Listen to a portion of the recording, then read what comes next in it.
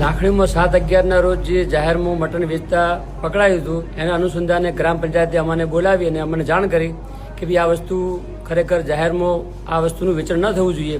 તો અમે ગઈકાલે રાત્રે લાખણી મેમણ જમાતની મિટિંગ કરી દરેક લોકો સભ્યોની મંજૂરી લઈ અને સહકારથી કે ભાઈ આપણે જાહેરમાં કોઈ વસ્તુનું વેચાણ કરશું નહીં, એની બાંહેધરી આપી છે, ખાતરી આપી છે.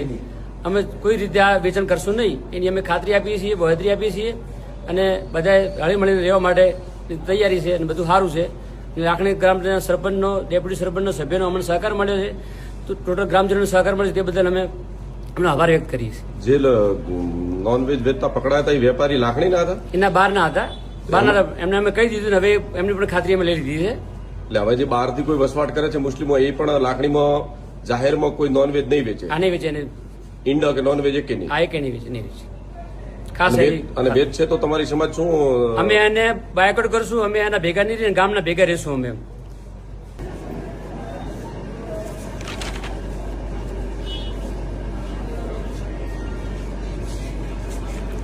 તારીખ 7/11/2025ના રોજ લાખણી ગામે મોસ મટન પકડાયું. બરોબર. એમાં વિવિધ હિન્દુ સંગઠનો દ્વારા આ મોસ મટનને પકડવામાં આવ્યું. બરોબર. એની અંદર પંચાયતના અંદર જે વિવિધ પ્રકારના જે હિન્દુ સંગઠનો ચાલે છે એમણે પંચાયતને લેખિતમાં આપ્યું કે ભાઈ આપણા ગામમાં મોસ માટીનો વેપાર થવો જોઈએ નહીં. તો અમે મુસ્લિમ સમાજના અગ્રણી એટલે કે બાબુભાઈ છે, આસાફભાઈ છે, યાસીનભાઈ છે કે જે દરેક છે એમને અમે જાણ કરી અહીંયા બોલાયા અને પ્રશ્ન જે હતો એને અમે શાંતિપૂર્ણક એને પૂર્ણ કરાયો કે ભાઈ આપણે હિન્દુ મુસ્લિમ ન થાય અને એક ભાઈચારો સચવાઈ રહે એના માટે અમે દરેકને તાકીદ કરીને એ મામલાને શાંત પાડ્યો.